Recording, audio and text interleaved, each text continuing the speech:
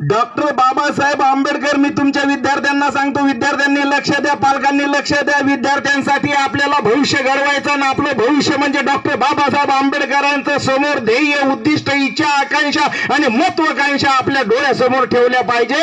म्हणून विद्यार्थ्यांच्या पालकांनी सुद्धा ऐकायचं की ज्यावेळेस डॉक्टर बाबासाहेब आंबेडकर 10वीची परीक्षा देत होते, परीक्षा देत असताना त्यांचे पेपर ज्यावेळेस संपत आलेले होते आणि रोज एक परीक्षा पेपर द्यायचा डॉक्टर बाबासाहेब आंबेडकर, आणि घरी गेल्यानंतर थकून भागून घरी गेलेला डॉक्टर बाबासाहेब त्या आपल्या वडिलांना म्हणायचे, बाबा तुम्ही जेवण केलं का? त्यावेळेस बाबा म्हणायचे, रामजी म्हणायचे त्यांना की बाबा तू जेवण करून घ्या, बाबा तुम्ही पहिल्यांदा जेवण करून घ्या आणि नंतर मी बघेल. मग त्यावेळेस डॉक्टर बाबासाहेब आंबेडकर भीमराव एवढ्या लहान असताना घरामध्ये जायचा, भाकर खायचा, भाकर खाल्ल्यानंतर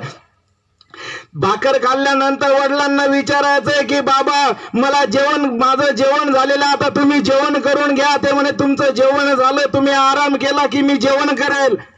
पहिला दिवस गेला, दुसरा दिवस गेला, तिसरा पेपर झाला, 5वाही पेपर झाला आणि 5व्या 6व्या पेपरामध्ये डॉक्टर बाबासाहेब आंबेडकर बघता की आपल्या टोपलीमध्ये जेवढी काही भाकर आहे ती खाऊन झाली. मग मी जर भाकर खाऊन झालेली असेल तर या टोपलीमध्ये उरते तरी काय, आणि उरलं नाही तर मग माझे वडील खात तरी काय असतील. आणि त्यावेळेस बाबासाहेबांनी विचार केला, त्या भीमरावांनी विचार केला की माझ्या टोपलीमध्ये काहीच उरलेलं नाही. तरीही सुद्धा ते रामजींना विचारतात की बाबा तुम्ही रोज म्हणता की तुझं जेवण झाल्याच्या नंतर मी जेवण करणार आहे, तर या टोपलीमध्ये काहीच उरत नाही, मग तुम्ही खाता तरी काय आणि म्हणता तरी कसे की मी तुझं जेवण झाल्यानंतर मी जेवण करणार आहे, तुमच्या या टोपलीमध्ये काहीच उरत नाही, मग तुमची भूक तरी कशी भागते? तेव्हा रामजी उत्तर देते, लक्षात ठेवा, तेव्हा रामजी उत्तर देते की हे भीमराव, या भाकरीच्या तुकड्याने माझं पोट भरणार नाही, या भाकरीच्या तुकड्याने माझ्या शरीराला शांत वाटणार नाही, माझं शरीर हे उत्स्फूर्त होणार नाही, आनंदी होणार नाही, या भाकरीच्या तुकड्यानं माझं पोट भरणार नाही. भीमराव, ज्यावेळेस तू मोठा होशील, शाळा शिकशील, अमेरिकेला जाशील, बाहेर देशामध्ये जाऊन मोठ्या मोठ्या डिग्र्या घेऊन या समाजाचं परिवर्तन निर्माण करशील, या समाजाला नाचक्या शेणातल्या किड्यासारखं रिंगलेला माझा समाज, भोंगळा नागडा माझा समाज, अशिक्षित समाज, या समाजाचं परिवर्तन ज्यावेळेस भीमराव तू करशील ना, त्यावेळेस खरं माझं पोट भरेल रे, त्यावेळेस माझं पोट भरेल. आणि ज्यावेळेस रामजी म्हणता की तू जर ज्ञान घेतलं तर त्या ज्ञानाने माझं शरीर आनंदाने आणि सुखाने भरभराटीनं जगेल, तोपर्यंत या भाकरीची किंमत नाही भीमराव, या भाकरीनं माझं पोट भरणार नाही. म्हणून तुम्हाला सांगतो की डॉक्टर बाबासाहेब आंबेडकर ज्यावेळेस शाळेमध्ये गेलेले होते आणि शाळेमध्ये बसताना अमेरिकेचे लोक, इंग्रज लोक तिथे विचारत होते, प्रश्न विचारत होते शिक्षकांना, आणि शिक्षकांना विचारल्यानंतर सांगायचे की तुमच्या शाळेतला एकही विद्यार्थी उत्तर देत नाही. पहिला प्रश्न विचारला उमरेच्या बाहेर बसलेला डॉक्टर बाबासाहेब आंबेडकर, भीमराव एवढा छोटा भीमराव त्या उमरेच्या बाहेर बसल्यावरती उत्तर द्यायचा. आणि दुसराही प्रश्न विचारला, शाळेतल्या एकाही विद्यार्थ्याला उत्तर आलेलं नाही. लक्षात येतं ना तुमच्या? समजतं ना मी काय बोलतो?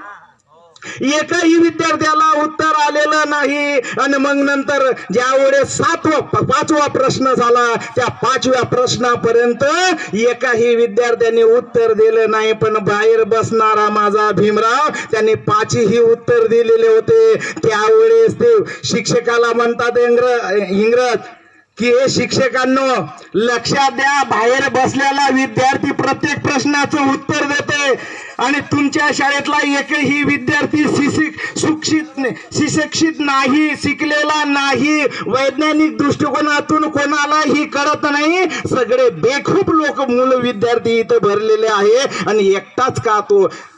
त्यावेळेस हरिजन म्हणायचे ना, हरिजन म्हटलं की तळपायातली मस्तकात गेली पाहिजे बरं का, लक्षात ठेवा. मी तर असं म्हणतो, आता माझा परिचय देत नाही पण सांगतो, विदर्भामध्ये महार जरी म्हटलं की जेलामध्ये टाकतात 420 मध्ये. महार जरी म्हटलं का, कारण 14 ऑक्टोबर 1956 साली आम्हाला डॉक्टर बाबासाहेब आंबेडकरांनी तथागत भगवान गौतम बुद्धाच्या ओटीत टाकलं, तेव्हापासून आम्ही बुद्धिवान झालेलो आहे. बुद्धिवानच झालेलं नाही तर आम्ही संपत्तीवान झालेलो आहे. अरे संपत्तीवानच झालो नाही तर इज्जतवान सुद्धा झालेला आहे. आम्ही इज्जतवानच नाही तर या देशाचे राज्यघटना लिहिणाऱ्यांचे मुलं आम्ही आहे. ज्यांनी या भारत देशाची राज्यघटना लिहिली त्यांचे वंश आम्ही आहे. मग आम्ही किती सुंदर असायला पाहिजे. आम्ही एवढे सुंदर, आम्ही एवढे टॅलेंट आहे, कोणाला घाबरायची गरज नाही. आम्ही युद्धाने तलवारीने खेळत नाही तर आम्ही लेखणीने खेळतो. कारण डॉक्टर बाबासाहेब आंबेडकरांनी आमच्या हातामध्ये सेनाचे हात आम्हाला आता पेनाकडे वळवलेले आहे. म्हणून पेनाचे हात हे कोणापुढे झुकत नाही, हे लक्षात ठेवा. त्यावेळेस त्या इंग्रजांनी विचारलं की तुमच्या शाळेमध्ये हे उमरेच्या बाहेर बसणारा विद्यार्थी, त्याला मी आता शेवटचा प्रश्न विचारतो. तेव्हा त्या इंग्रजांनी त्या बाबासाहेबाला शेवटचा प्रश्न विचारला, भीमराव तुमचं नाव काय? त्यावेळेस त्यांनी सांगितलं, माझं नाव भीमराव रामजी आंबेडकर.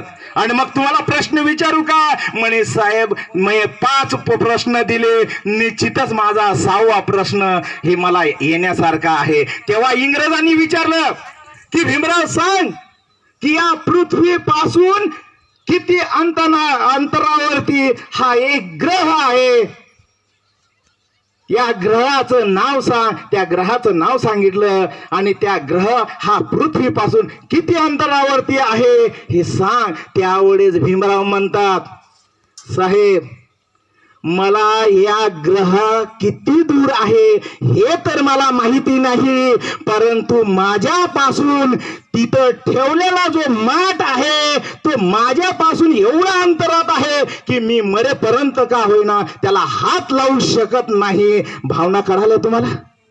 हात लावू शकत नाही, एवढा दूर तो माठ ठेवलेला आहे. तो ग्रहाचा त्या ग्रहामध्ये तो जो ग्रह असेल तो सुद्धा एवढ्या दूर नाही, तेवढ्या दूर ठेवलेला माठ, त्या माठाला मी ज्यावेळेस हात लावू शकत नाही तर तो ग्रहण तारे कुठं मोजताय साहेब. त्यावेळेस त्या इंग्रजाच्या डोळ्यामध्ये पाणी आलं आणि त्याच वेळेस त्यांनी ठरवलं की हे मनुस्मृतीच्या माध्यमातून जी वर्ण व्यवस्था या भारत देशामध्ये निर्माण झालेली आहे ती वर्ण व्यवस्था मिटवल्याशिवाय आम्ही राहणार नाही. म्हणून सती जाणारी पहिली बाई, सती जात होती, नवरा जर मेलेला असेल तर त्याच्या शरणावरती बाईला जिवंतपणे जाळायचे. मग तिच्या पाठीमाग मुलं आहे, बाळ आहे, काय आहे ते कोणीही बघत नव्हतं. त्या मनुस्मृतीमध्ये लिहिलेलं होतं. ते मनुस्मृतीची सती प्रथा हे इंग्रजांनी पहिल्यांदा बंद केलेली आहे,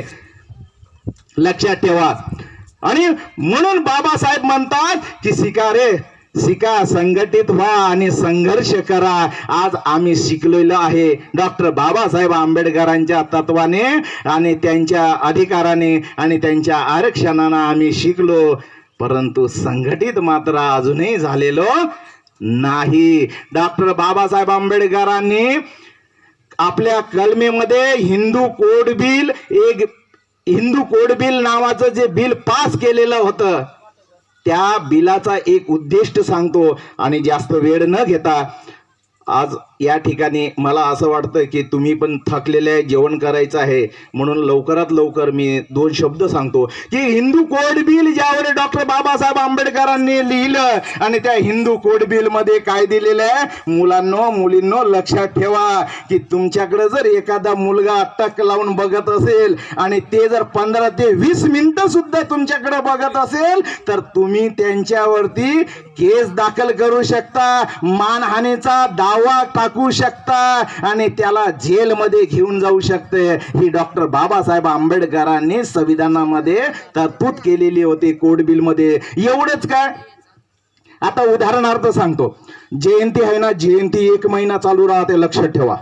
1 नाही फार 2 महिने जयंती चालू राहते डॉक्टर बाबासाहेब आंबेडकरांची. इथल्या महिलांना मी विनंती करतो, आता आमचे दाजी आहेत, कारण त्यांचे जे साले आहे ते माझा मित्र आहे मच्छिंद्र घेगडमल म्हणून, त्याच्यामुळे मी त्यांना दाजीच म्हणतो बऱ्याच वर्षापासून, कारण ही माझी दुसरी वेळ झालेली आहे या गावामध्ये यायची.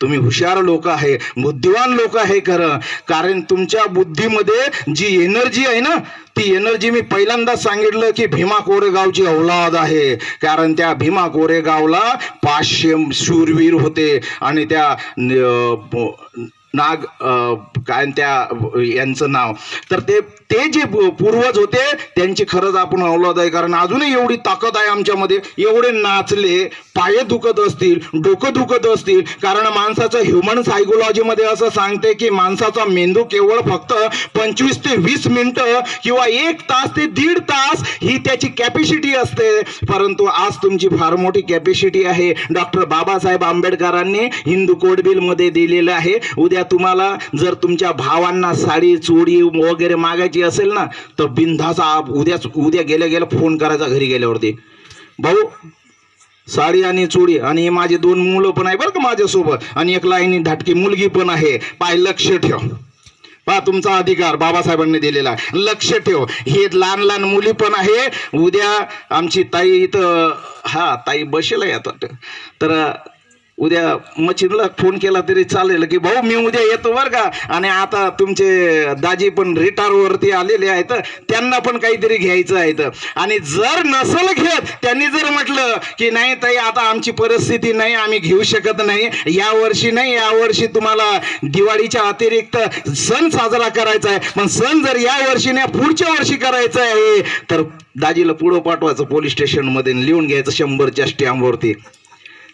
3 एकर आहे का 4 एकर आहे, जेवढी काही एकर असेल त्याच्यातली अर्धी बहिणीला असं मिळते. हे तुम्हाला माहिती आहे ना, प्रत्येकाला माहिती आहे की नाही. डॉक्टर बाबासाहेब आंबेडकरांनी ही सुद्धा सवलत दिलेली आहे तुम्हाला, आणि म्हणून हे अधिकार आपल्या भावाला जाऊन सांगा, आणि सांगा उद्या मला उद्या साडी आणि चोडी घेऊन द्या. नाही तर मग आहेच अर्धा एकरची 10 एकरची 5 एकर, नाही का. हा अधिकार तुमच्याकडे दिलेला आहे डॉक्टर बाबासाहेब आंबेडकरांनी. या अधिकाराचे 116व्या कलमामध्ये डॉक्टर बाबासाहेब आंबेडकरांनी आपल्यालाच नाही सगळ्यांना, ओबीसीला पहिलं आरक्षण दिलेलं आहे 27%, आणि 27% 41 नाही 40व पहिलं आरक्षण त्यांना ओबीसीला दिलेलं आहे, आणि नंतर आपल्याला दिलेलं आहे. आणि सगळ्यात कमी एससीला, हे लक्षात ठेवा. आणि आमचे लोक भरपूर ठिकाणी ओरडत असतात की डॉक्टर बाबासाहेब आंबेडकर या लोकांचा आहे म्हणून हे शिकले, नोकरीला लागले आणि मोठ्या मोठ्या पदावरती गेलेले आहे. हे असे लोकांनी बंद केलेले आपली. आणि लक्षात ठेवा सगळ्यात आरक्षण आम्हाला कमी दिलं म्हणे हे आरक्षणावरती मोठे झालेले आहे. पण त्यांच्या लक्षात हे येत नाही की डॉक्टर बाबासाहेब आंबेडकरांनी 14 ऑक्टोबर 1956 दीक्षा दिली, म्हणून आम्ही रोज प्रत्येक वर्षाला तिथं नमस्तक होण्यासाठी जातो. आणि तिथं गेल्यानंतर काय घेतो, देवाचे फोटो घेतो का आपण कधी? आणि बरं देवाचे फोटो तर जाऊ द्या, पण आपण कसं खायला वगैरे भंडारा वगैरे असं काही आणतो का? भेटतच नाही, तर आणणार काय तुम्ही? तिथं काय मिळतंय, तर बुद्धीला चालना देणार पुस्तक मिळतंय. म्हणून आणि 6 डिसेंबरला सुद्धा काय मिळतं, पुस्तकच मिळतं. डॉक्टर बाबासाहेब आंबेडकरांनी 14 ओपन केलेलं होतं, तिथं पण काय मिळतंय, पुस्तकच मिळतं. प्रत्येक ठिकाणी पुस्तक मिळतंय. म्हणून बाबासाहेब म्हणाचे वाचाल पुस्तक तर सुधरेल मस्तक, आणि सुधरलेलं मस्तक कोणाच्याही पुढे नमस्तक होत नाही. म्हणून बाबासाहेबांनी 14 ऑक्टोबर 1956 आपण तथागत भगवान गौतम बुद्धाच्या ओटीमध्ये आपल्याला टाकलेला आहे.